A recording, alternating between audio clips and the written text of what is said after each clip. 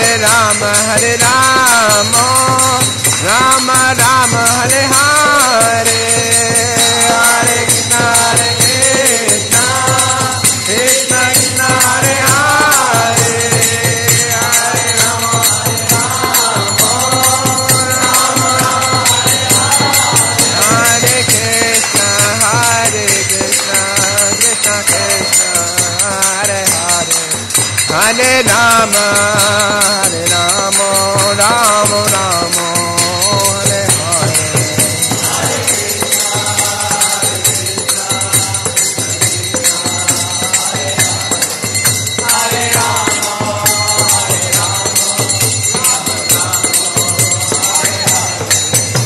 Hari Haraya Nama, Krishna Yadavaya Nama, Gopal Govinda Ram Srimad Sudana, Hare Haraya Nama, Krishna Yadavaya Nama, Gopal Govinda Ram Srimad Sudana.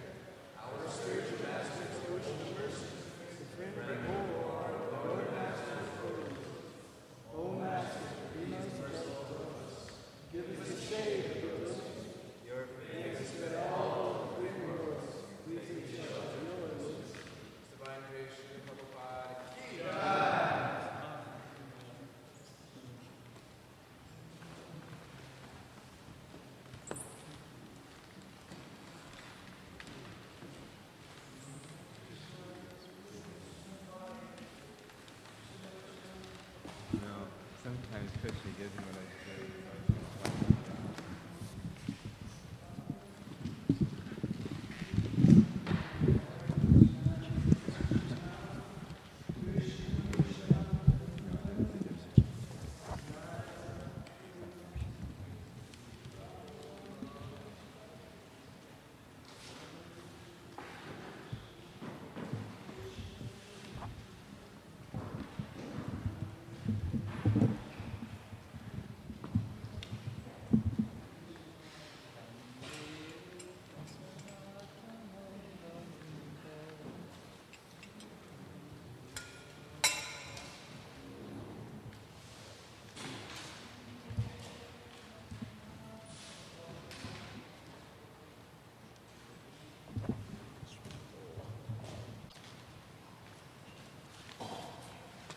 That's the one.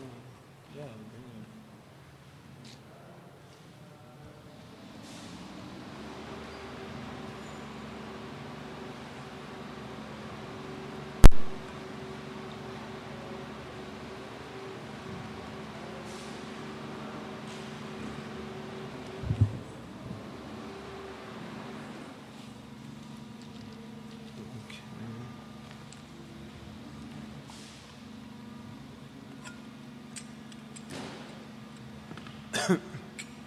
Jaya Radha Madhava Kunja Bihari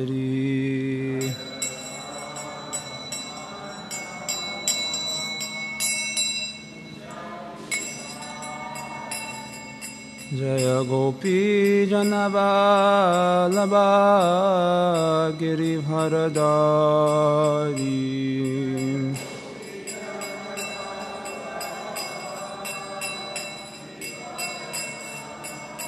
Jasodanandana Brajajanarajana Jamunatira Manachari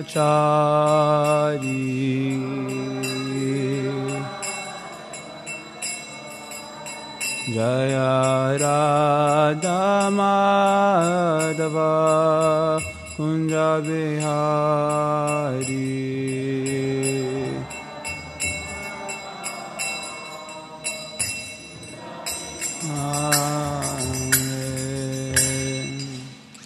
Jayam Vishnu Papanamahamsa Parivrajakacarya Shutarshutashi Srimad Divine Grace A.C. Bhaktivedanta Swami Prabhupada Ki Rajagranta Srimad Bhagavatam Ki Samveda Bhakta Vrinda Ki Nitai Gho Pramanandi All glories for the Samana Bodhis All glories to Shri Guru and Gauranga O Namo Bhagavate Vasudevaya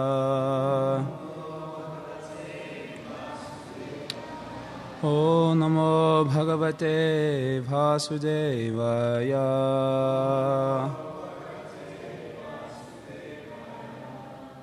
O Namo Bhagavate Vasudevaya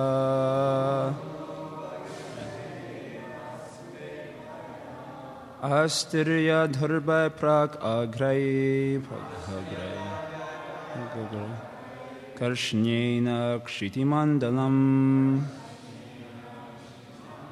Stabdho Brihat Vadhanmani Karmana Vaishiyat Param Tat Karma Haritosham Yat Savidya Tanmatir Yaya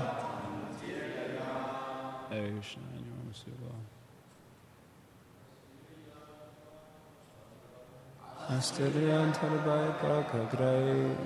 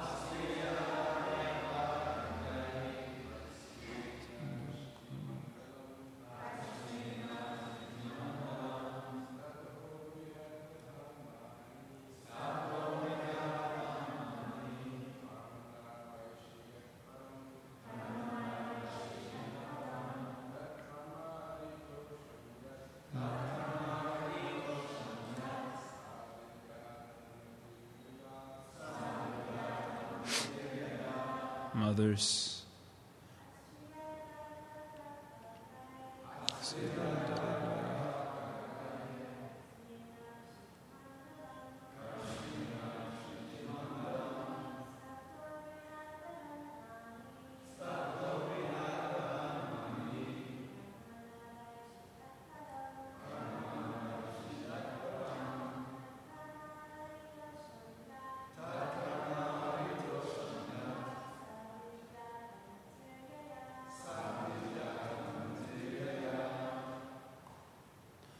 Astirya, having covered Darbhai by kusha grass, Prak Agrai, with the points facing east, Karshnyena, all together, Kritimandalam, the surface of the world, Stabdha, proud upstart, Brihat, great, Vadhat, by killing, Mani, thinking yourself very important,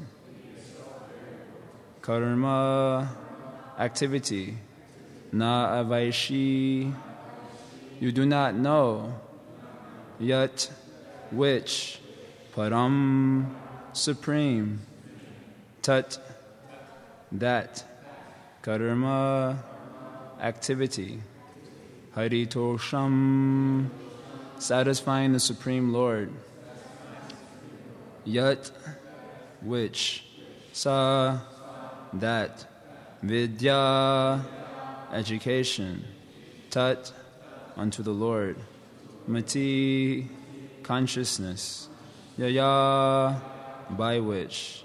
Translation and purport by Srila Prabhupada Ki Jai. Translation, my dear king, the entire world is covered with the sharp points of kusha grass. And on the strength of this, you have become proud because you have killed various types of animals in sacrifices. Because of your foolishness, you do not know that devotional service is the only way one can please the Supreme Personality of Godhead. You cannot understand this fact. Your only activities should be those that can please the Personality of Godhead. Our education should be such that we can become elevated to Krishna consciousness. Purport, in this verse, the great sage Narada Muni directly insults the king because he was engaged in performing sacrifices that entailed the killing of a great number of animals. The king was thinking that he was great for having performed so many sacrifices, but the great sage Narada directly chastises him, informing him that his animal killing only leads to his being puffed up with false prestige. Actually, anything that is done which does not lead to Krishna consciousness is a sinful activity, and any education that does not lead one to understand Krishna is false education. If Krishna consciousness is missing, one is simply engaged in false activities and false educational pursuits. Srila Prabhupada Ki Jai. Om Agyanti Mirandasya Gyananjana Shalakaya Chakshurum Litamena Tasmai Shri Guruve Namaha. Shri Chaitanya Manobhishtam Stapitamina Bhutale Swayam Rupakadamayam Dadati Swapadantikam Vanchakaputurubhyascha Kripa Sindhubirevacha Patitanam Bhavanebhyo Vaishnavebhyo Namo Namaha. Jaya Shri Krishna Chaitanya Prabhu Nityananda Shri Advaita Gadadhar Srivasari Gaura Bhaktivinoda Hare Krishna, Krishna Krishna, Hare Hare, Hare Rama, Rama Rama, Hare Hare. Hare Krishna. So here's Prabhupada is mentioning, now that Narada Muni has established a stronger connection with King Prachina Barishat, now he's just directly chastising him. If he was to do it in the outset, then the disciple goes away. What type of Guru Maharaj? He doesn't understand me. So the disciple leaves. So he's nicely established a stronger connection with him, relationship with him. And now he's giving him the sauce directly, saying what foolishness you are doing. If he had told that in the beginning, because he was already, it's mentioned here, Mani means he was thinking himself a great man because of doing so many foolish activities. So if he had directly told him that in the beginning, then the disciple goes away. Because he is thinking, I am very great. So if you're thinking that way and someone comes and tells you you are not very great, then it is a very hard thing to digest. So he didn't tell him in the very outset, but now he's established a relationship with him, a stronger relationship. So now he's telling him this is all foolishness. So this is mercy of the spiritual master. One of the qualities of a Vaishnava, of a devotee, is daksha. He's expert. He's expert how to deliver the conditioned soul from the quagmire of material existence. So when we're neophyte devotees, we may not have gotten all the qualities yet. We might be surrendered to Krishna. We're surrendered to the program given by our authorities, etc. But we may not have all the Vaishnava qualities immediately manifest.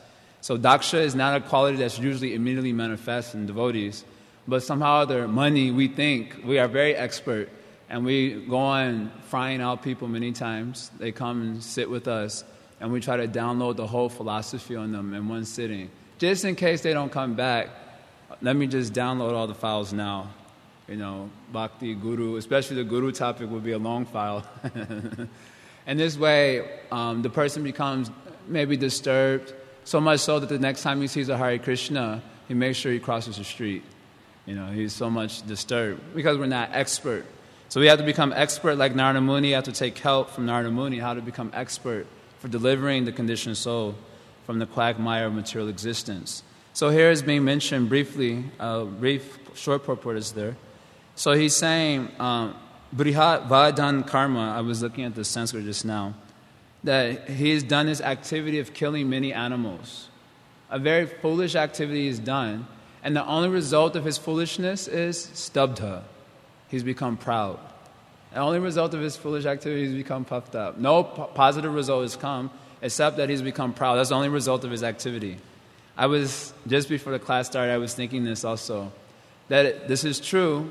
In the material world, we do many foolish activities, and the results are actually also not good, and the only result we get from those activities is being puffed up. For example, when one goes to college, he does many foolish things. He goes to the party, he picks up some girl, he does various illicit activities, and then he goes to the ashram, the dorm room, and he glorifies his foolishness.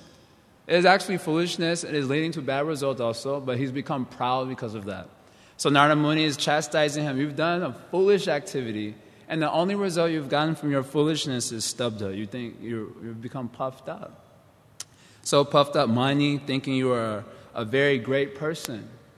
In this way, you become blind to the truth. This is the quality of pride. Pride makes a person blind. He may be able to see, materially speaking, but when one is proud, he becomes blind to the actual reality that's surrounding him.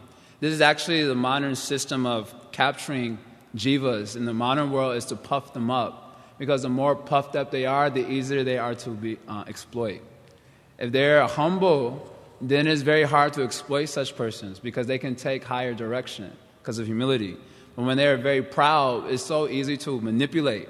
So the modern system of capturing society is to puff them up, make them very proud, because they may not know directly, but this pride causes one to be blind. It's blind to his own foolishness and blind to the path of auspiciousness simultaneously.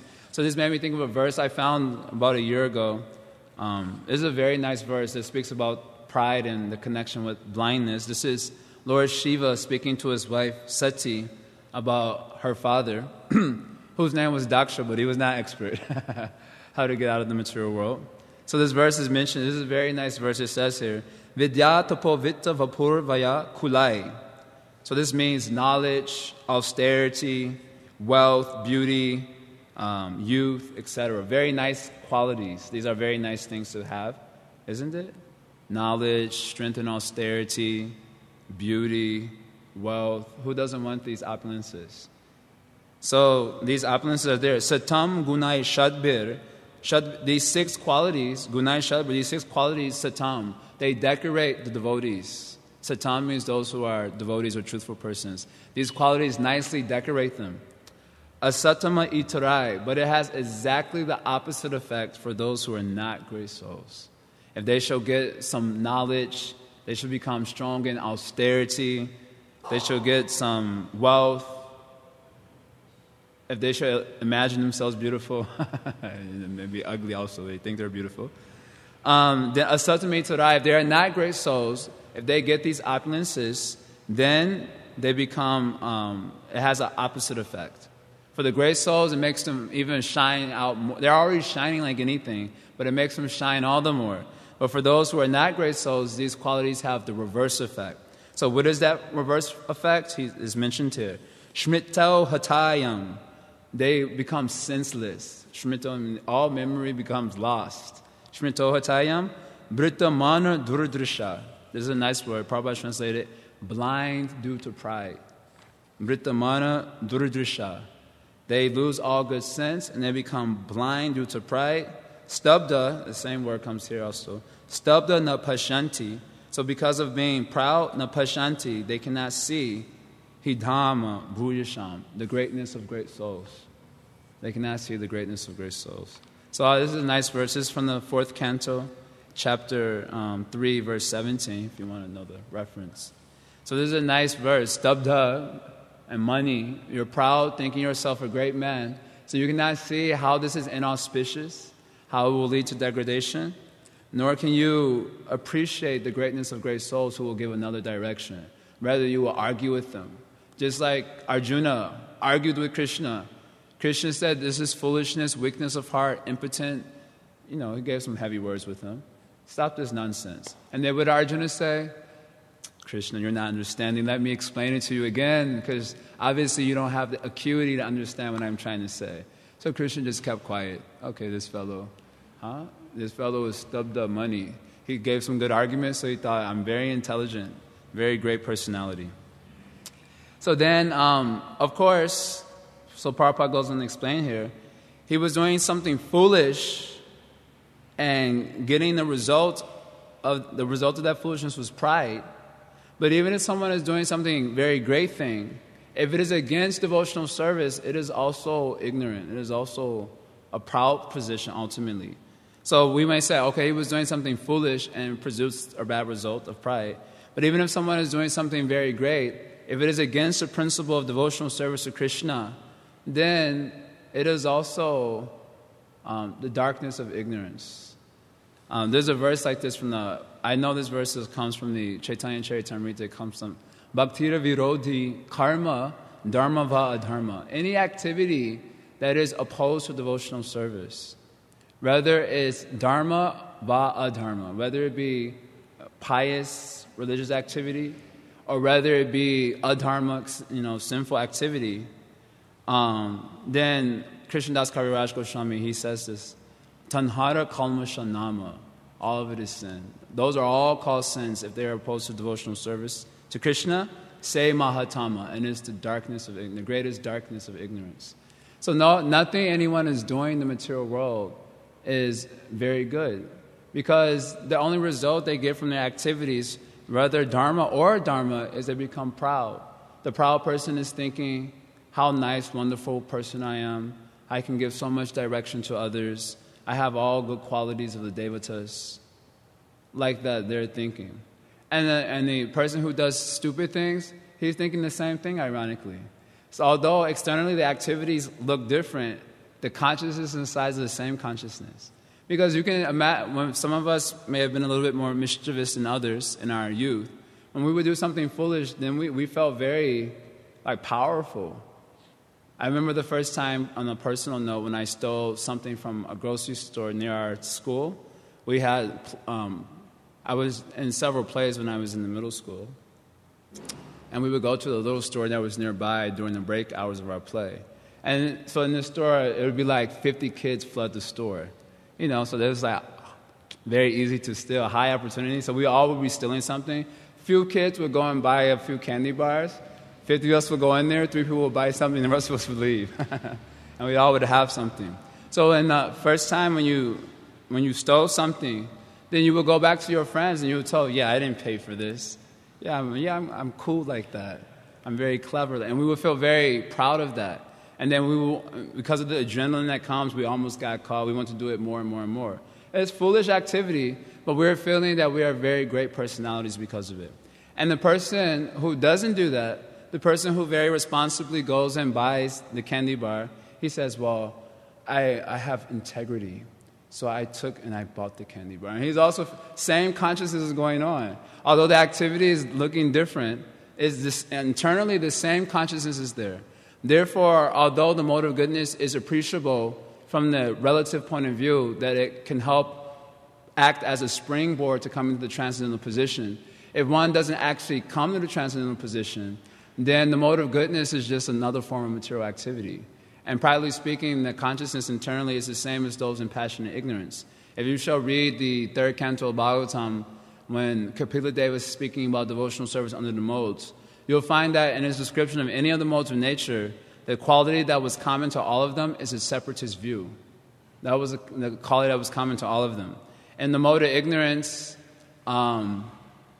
it was mentioned there that they think themselves the best devotees. They may even kill others in their devotional service, saying it's an act of worship to the Lord. That's mode of ignorance. In mode of passion, you approach the Lord for gaining something from Him. In mode of goodness, you approach the Lord to be purified. But not for His seva, actually. Not exactly for His seva, but for the purpose of purification, exclusively. Like, I need to be purified so that, why? I can be more happy in the material world. Otherwise, if you're dealing with a lot of bad qualities in your consciousness, you cannot be happy in the material world. So let me become purified, and that way I can enjoy nicely in the material world. So this quality is common to all of the modes of nature, a separatist view. So although goodness is appreciable, dharma is appreciable in the sense that it can help us move progressively towards the services of Krishna, if we actually don't come to the pure platform of devotional service to Krishna, then it's just another form of material activity. And it produces the same type of consciousness of those in passion and ignorance, practically speaking. So, and what is the evidence? That you have to take birth again in the material world. There's evidence. Whether I was a very nice person, okay, you can take birth in Swargaloka. We were hearing about Swargaloka last time, heavenly planets. But it's still in the material world. So this is the result. So any activity that is opposed to devotional service to Krishna is sinful activity. That's the training. It's all sinful activity, not at all appreciable. Although we may sometimes show appreciation in order to help hook them to the association of devotees. But actually it is not at all appreciable. It is all foolishness. So then the question comes in, what is the good activity? So Narada Muni is saying the param karma, the supreme activity is haritosham. It's pleasing Krishna. Simple. It's so simple that most of the time we miss it. Prabhupada said Krishna consciousness is so simple that you'll miss it. It's just like, what is the essence of Krishna consciousness? Work for the pleasure of Krishna. I don't get it. Because it's too simple to understand. You work exclusively for the pleasure? It's just like, and then we go through this thick philosophy of Krishna consciousness and learn about all these nuances. These various tattvas are there for us to play around with, because if we don't have tattva to focus on, we'll find fault with each other. So all these things are there for us to absorb ourselves in, to come to the final point of, oh, I just have to serve Krishna. It comes down to that simple point. You mean I went through all of this whole Bhagavatam to come to that simple point? Yes. It took the whole Bhagavatam to come to that simple point, that I just, haritosham, whatever is pleasing to Krishna, then I should do that thing. And so this haritosham doesn't mean accidentally pleasing to Krishna, but intentionally pleasing to Krishna. Because Kamsa also pleased Krishna. Because Krishna enjoys what's called a vira rasa. He likes to fight. In fact, Jai and Vijay went down into the material world for the services of Krishna. So Krishna likes to fight. So when Kamsa fought with him, Krishna gained pleasure from that. So do we call him a bhakta?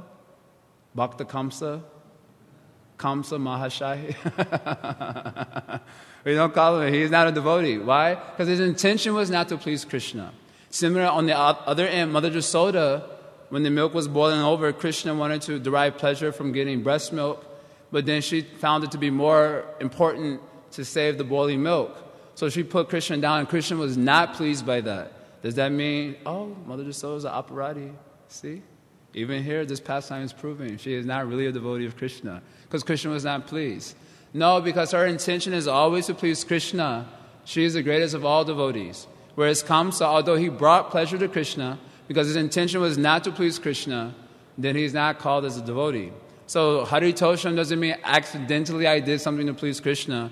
It means deliberately I did something to please Krishna. So how do I know how to please Krishna? I have to be educated. So that is called savidya tanmatir. I need to be educated in Krishna consciousness. Probably tanmatir means this consciousness, this education of pleasing Krishna.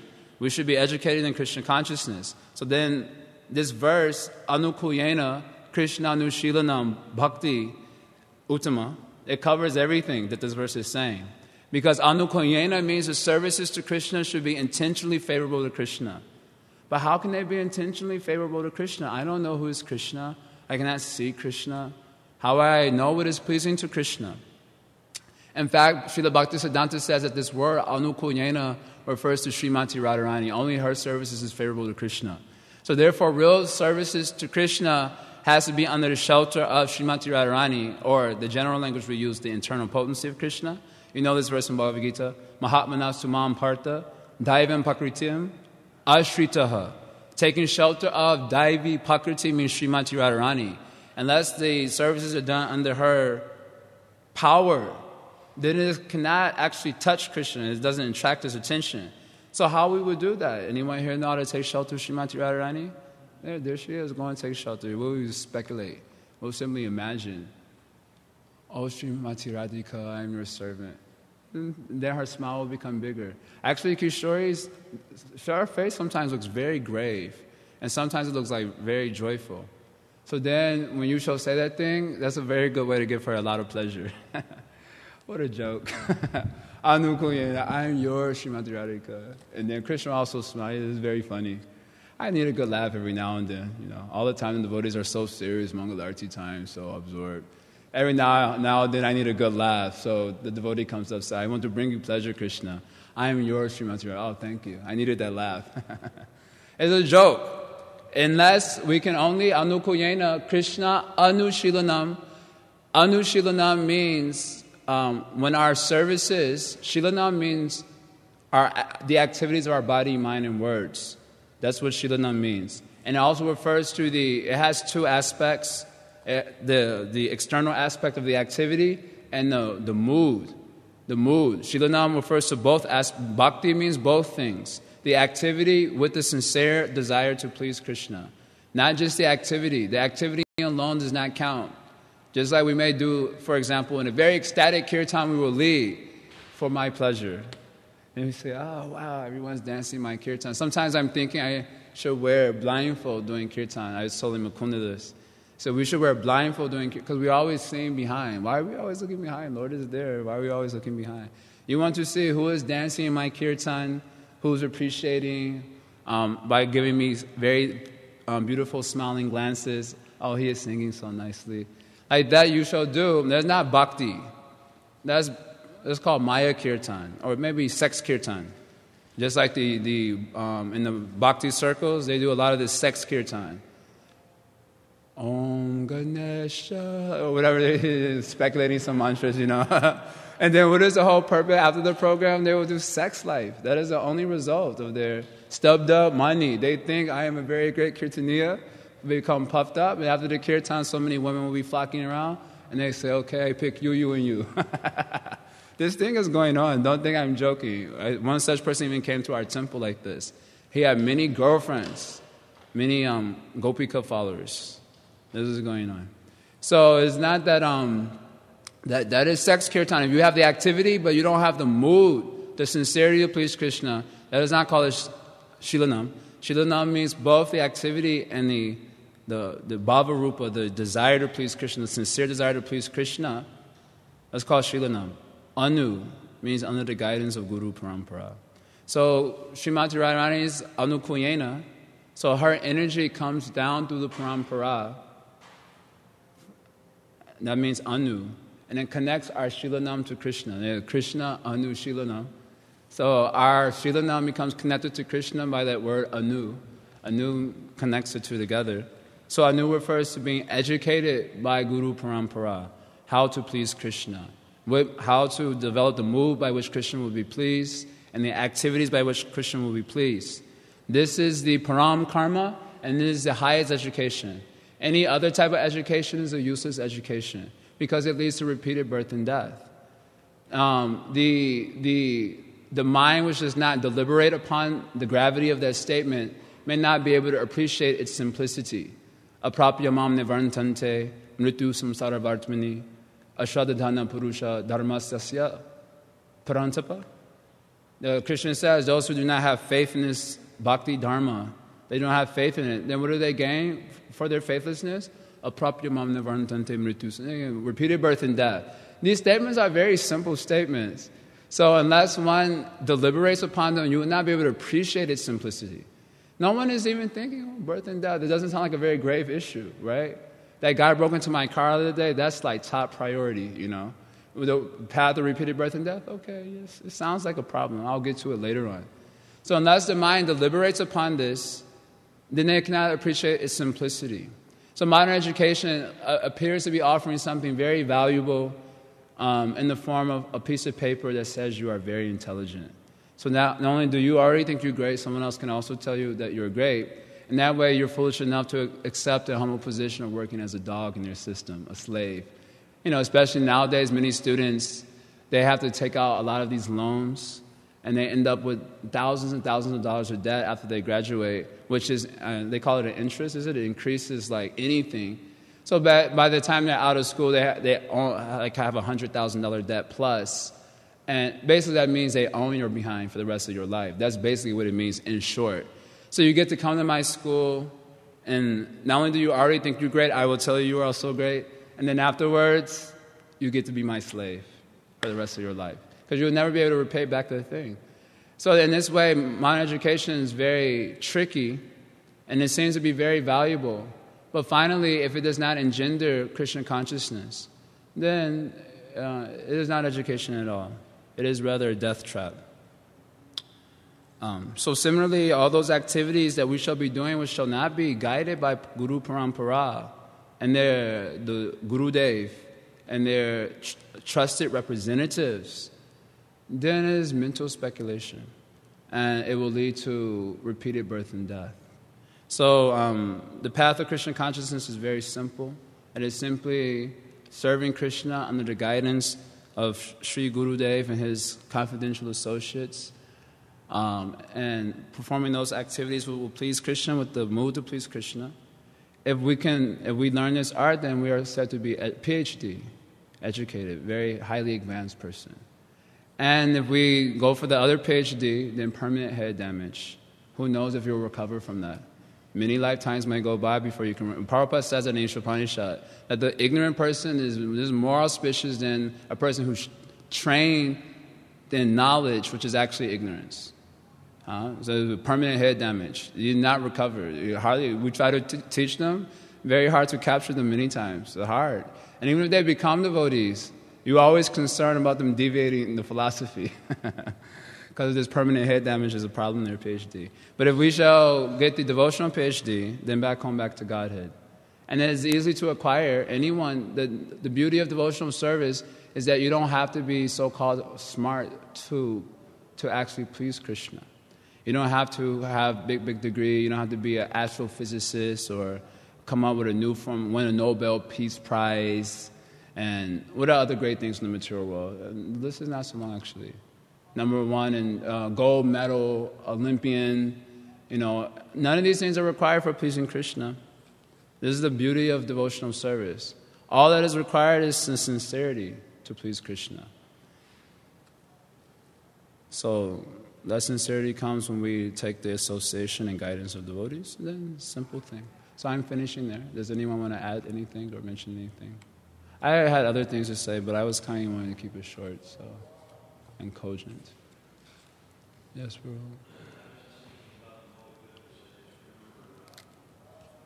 What a goodness.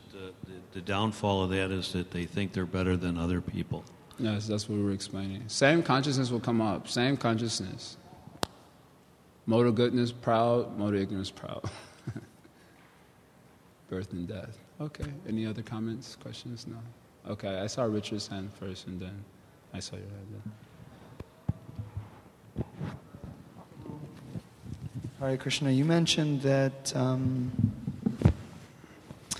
the more puffed up one is, the easier they are to exploit. I just wanted to know if you could explain that just a tiny bit. What? I missed that.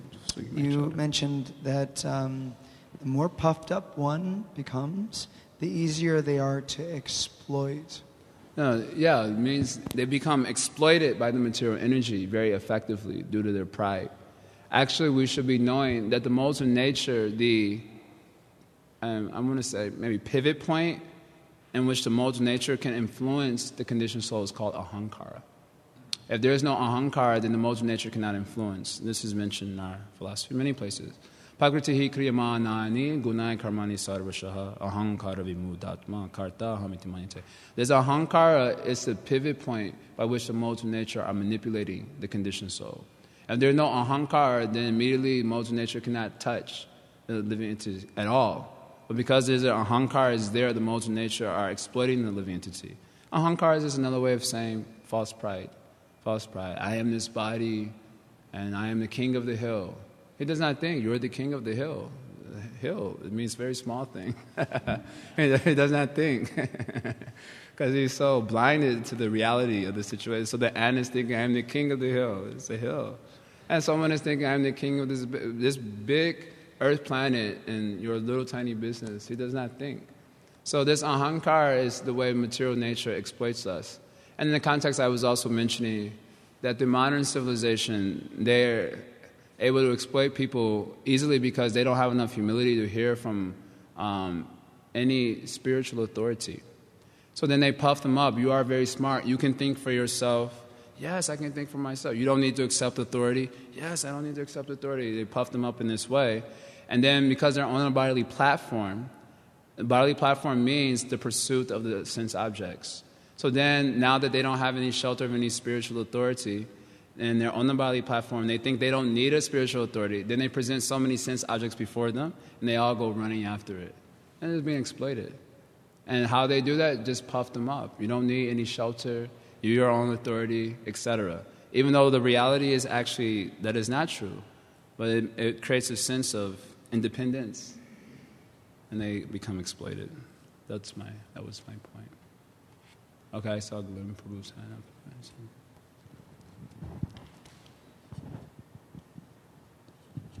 Hare Krishna Prabhu. Mother Yashoda always had pure intentions. And regarding our intentions, are we able to understand our intentions? What prevents us or what helps us to understand? Our intentions. Yes. Well, by self-examination, you can gain some insight. And by the examination of Gurudev and his associates, they can help you deepen your examination. And in that way, identify the various stumbling blocks in our progressive movement. So there should be both. With self-examination, we can find out some things. There are many blind spots also. So for that, we need the examination of others. Not exactly that just like Srila Vyasadeva, for example, when he appears before Narada Muni, he requests Narada Muni to find the fault in him. Because he was dissatisfied, so he can understand there was some fault in him. He didn't think that there is no fault. I'm the personality of God, an expansion. He did not think like that. He can be puffed up if he wanted. He's actually Bhagavan. He comes in the Bhagavad Gita. Vedaisha Sarveda Hamaiva Vaidyo. He comes in the Bhagavad Gita. We don't come in the Bhagavad Gita. But he comes in the Bhagavad Gita is mentioned there. And at the chapter 18 is also mentioned. But he was feeling, I'm not satisfied. So there is some fault in me. If I'm not satisfied, that means there's some fault in us. Some fault in the way we're executing perhaps our devotional service, or there's some fault is there. So then he went to Srila Narada Muni and asked him to find the fault in me. So he did his own self-examination. He came to the conclusion that maybe by compiling all these works, I didn't please Bhagavan and the Paramahamsas. Achyuta, he says Achyuta and the Paramahamsas, maybe I didn't please them. That was from his own self-examination. And then when Narada Muni showed up on the scene, he said, bingo. Narada Muni is very good at appearing right at the right times. He's an expert, Daksha. We appear at all the wrong times. Right when we're going to fry them out, we show up. Narada Muni appeared at the very right time, and he gave his examination also. And that way, we gain a complete insight into the various stumbling blocks in our progressive movement towards Krishna. Generally, in one term, the stumbling block is called the material conception of life. We are identifying with our bodies, and the things that are connected with our bodies we think is mine. So this bodily concept is the actual, in one word or two words, is the stumbling block. And therefore, the connection between renunciation and the augmenting of sincerity should not be overlooked. There's a connection between both. Renunciation by itself is not a essential quality, because we see so many great devotees were not renunciates. Externally speaking, they weren't renunciates. But internally speaking, they were complete renunciates, because without renouncing sense gratification, which is based on the material conception of life, then Krishna says in the Bhagavad Gita, then you cannot be a yogi. You cannot be, and we're supposed to be bhakti yogis. So without renouncing the desire for sense gratification, one cannot be a yogi. 6.1 Gita, 6.1, 6.2 Gita, he says this thing. So the renunciation is meant for augmenting sincerity to Krishna. Because so long as one has various dangerous sense objects constantly surrounding him, that may create a very intense stumbling block to his progressive movement. For example, the computer is a very powerful machine that oftentimes than not is keeping devotees from making any progress. For one thing, a lot of offenses are now being, internet, enter the net. That is very clever. www.winewomenwealth.net. Don't think these things are... Maya's got a sense of humor also. Don't think she doesn't. She has a sense of humor. And the internet, now our devotee community, Yukta Vairagya Uchate, we can use it in Christian service. And now it's being used to blaspheme devotees all across the world. As soon as you get upset with one devotee for one little thing, you can just throw an article on and everyone will go and read it, and they'll get the benefit of making aparad.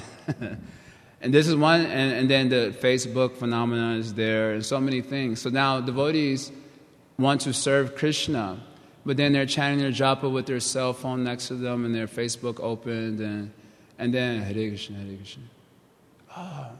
Interesting update.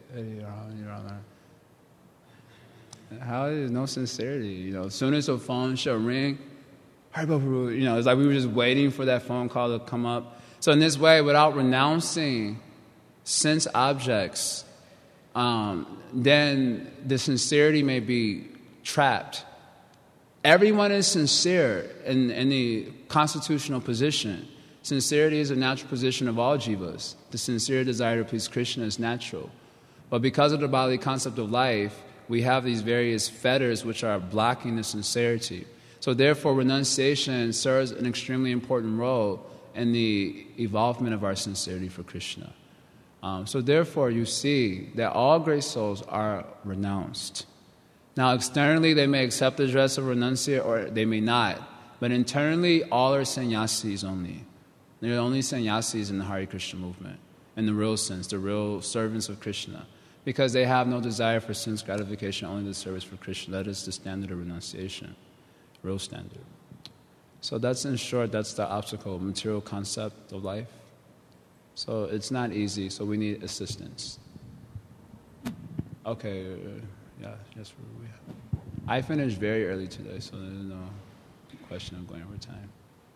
Prabhu, you spoke of Shilanam, internal mood and external activity.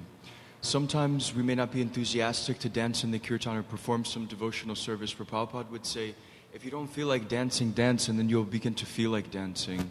And so many devotees will say, well, I can't do this particular service because internally I'm not feeling, doing this service. Internally I'm not feeling my japa today, so I'm not going to chant 16 rounds today. I did 2 with sincerity. Isn't it better to do 2 rounds with sincerity than 16 rounds totally insincere? No, better you do 16 rounds with sincerity. So sincerity, of course, what is the mood of service to Krishna? Aslishava padaratam panashrimam adarshanam marnama hatam karotuva. Whether Krishna shall embrace me and make me very happy, or he shall trample on me and leave me in distress by not coming before me, he is still my prananath. I know no one else but him as my Lord.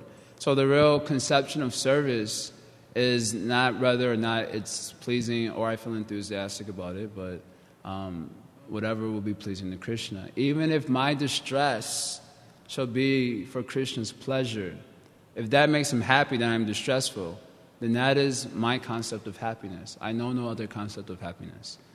So that's so then even in the stage. So that's a high stage, of course. That verse from Sri Shastrakam describes the perfectional stage. But hearing about the perfectional stage gives us insight into the practice that we need to be adopting. Because our Acharyas, particularly Narottam Das Thakur says in Prema Bhakti Chandrika, that whatever shall be there in your sadhana, that's what will be there in your perfection. So hearing about the perfectional consciousness helps us to get insight into what our sadhana should be, so that we can also gain such perfection. So we hear this verse, which is a perfectional verse. Well, I'm not there yet. That's we always have that card ready on the poker table of devotional service. There's some pretty powerful, one powerful card. It's a gradual process. Anytime you're pushed forward to do something more, it's a gradual process. Or Prabhu, that's not my nature. Or these are some of the popular ones. And I'm not feeling it yet. I'm not feeling that like that. These are very popular cards that we like to play on the table of devotional service. So anyway, if we shall take such an attitude, we will never achieve perfection. But if we shall see these perfectional verses, then we gain insight into the consciousness we need to be adopting in the stage of sadhana. So what is that even though I'm in so much of difficulty, more and more services are coming. I think everyone in the Chicago temple is feeling that particularly. More and more services are coming. You cannot reject service, though, in the name of, I need to expand my sadhana. That is our sadhana, because that's how Krishna is going to work. On the perfectional stage, you don't know how Krishna is going to move. Therefore, he's got 3 curves. Cricket. Krishna's cricket. He doesn't know which way Krishna will want to move. And in the lives of devotees, we see very drastic turns. Parikshit Maharaj was ruling a kingdom, everything was going well, and suddenly, within a week he's going to leave his body. We see very drastic turns are there. And this is the general drift of the devotee. So our sadhana is that. We think I'll do my sadhana, and then, because Prabhupada also seems to make this distinction. There's first health, then sadhana, then service. But we don't realize that our sadhana is our service, and service is our sadhana. They're combined. They're not two different things, actually. So when the services are getting more challenging, that is an opportunity for evolving the perfectional consciousness. Because now that Krishna's putting me in a very tight situation, now am I interested to serve him, or am I interested to remain on the body concept of life? So then we have a very good opportunity, like, for example, we're chanting rounds and we don't feel enthusiastic to do so.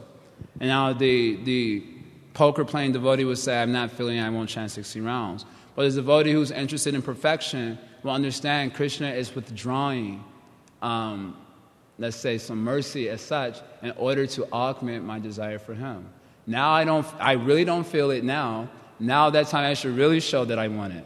This is one of the major themes of the Ras Lila pastime, not getting esoteric, but this is the only point that I mentioned that I particularly appreciate, that Krishna disappears from the Rasastali for what purpose? For augmenting their desire for him. And as Bhakti Siddhanta has eloquently expressed it, he does that for the purpose of studying their hearts. Okay, what do you really want?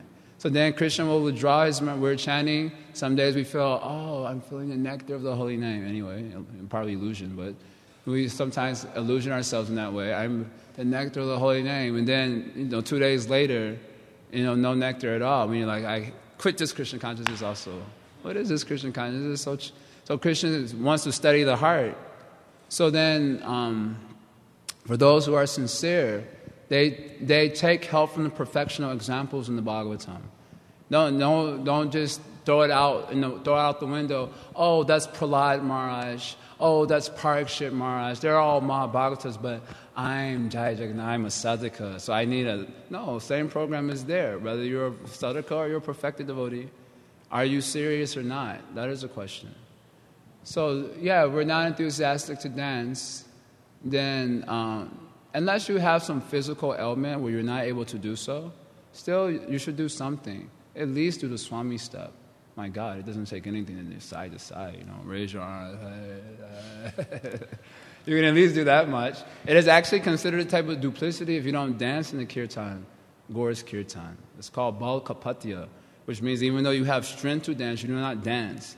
That's called balkapatya. It's a type of duplicity. It says, look at this guy. Spiritual world, every step is a dance. I one time asked Jai Keshava this. I've mentioned this before. I thought it was very funny. He's a very funny devotee. I asked him a question. I said, Prabhu, what if you don't like dancing and singing? Krishna says every step is a dance, every word is. What if you don't like dancing and singing? And he said, therefore Krishna wants to make sure. And I thought that was a very clever and beautiful answer. He said, therefore Krishna wants to make sure. So at least we should have to show Krishna we're interested in dancing and chanting, because that's what they're doing in the spiritual world, in the perfectional platform. Now, we have some physical problems, devotees we have sometimes. That is another thing. But if you have strength, then you should do it. And another meditation, I was thinking, this morning this came to my mind as we were singing. We should be meditating on the prayers that we sing every morning. That way we don't think about other foolish things. So then the first prayer, Gurvashtakam prayers, is teaching us what are the qualities of a bona fide spiritual master. Right? We are told by Mahaprabhu that we should become guru, save the land. Some of us are very enthusiastic about that. More than others.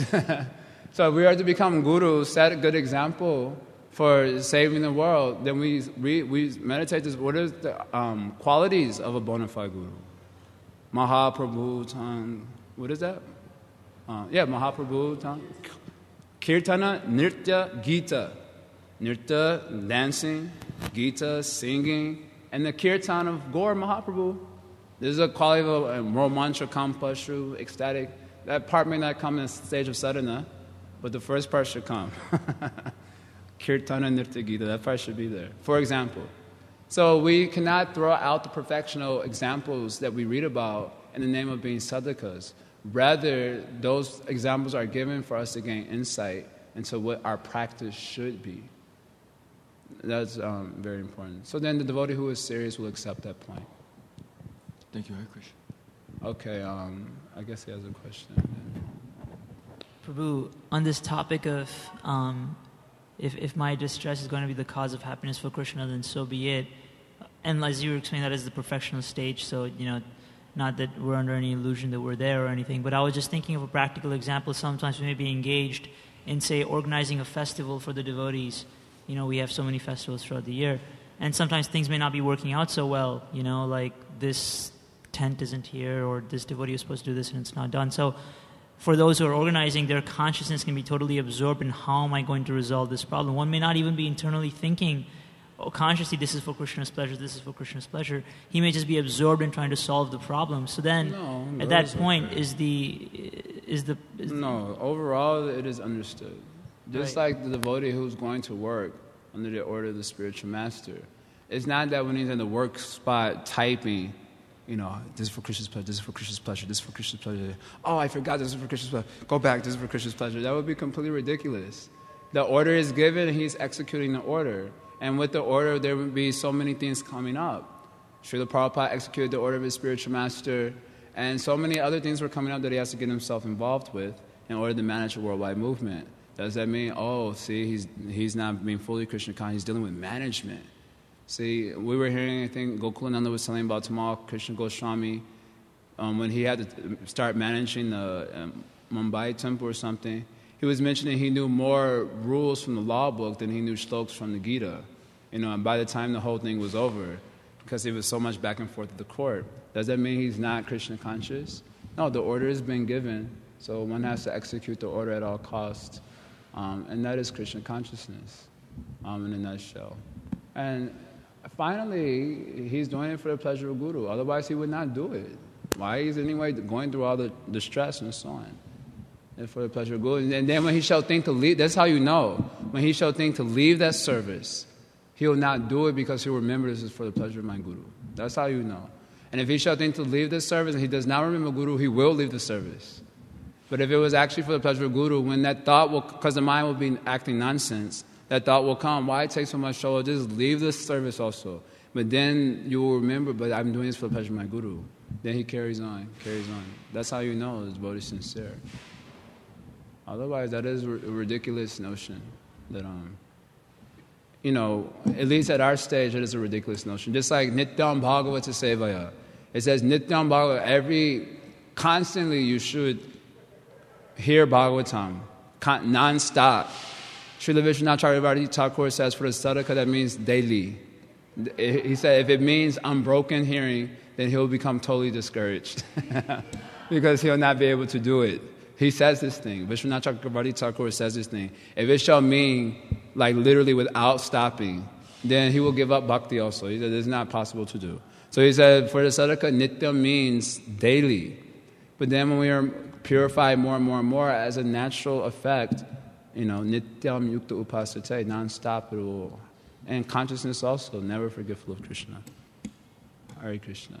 So anyone wants to say anything? Oh, you want to close? Sorry, just quick clarification. Thank you for your answer. So basically what you're saying is, if in the service of Guru, one appears externally to be under the modes in the sense that, his anxiety is there, distress is there, maybe even a little anger is there. He may also be under the modes, not that appears externally to be. He may also be under the modes of nature and therefore getting increasingly frustrated. But if one is sincere, there's sadhana. Or sadhana means there's some influence of the modes of nature. But the sincerity will ultimately help him to overcome the influence. For example, rising in the morning. Mode of ignorance is strong for probably many of us. When we have to rise in the morning, some devotees, maybe 3, 4, several devotees might have to come and wake you also. That means you're in the mode of ignorance. But because you're sincere to go to Mangalarti, you rise anyway and attend the Mangalarti program. So there can be sincerity and influence with the modes of nature. But with the sincerity is there, the devotee shall not ever think to leave his service. And this way, practically, he shall develop love for Guru and Krishna. So there's a minute left. Does anyone want to say anything final? Thank you very much for tolerating me. Srila Prabhupada ki jai.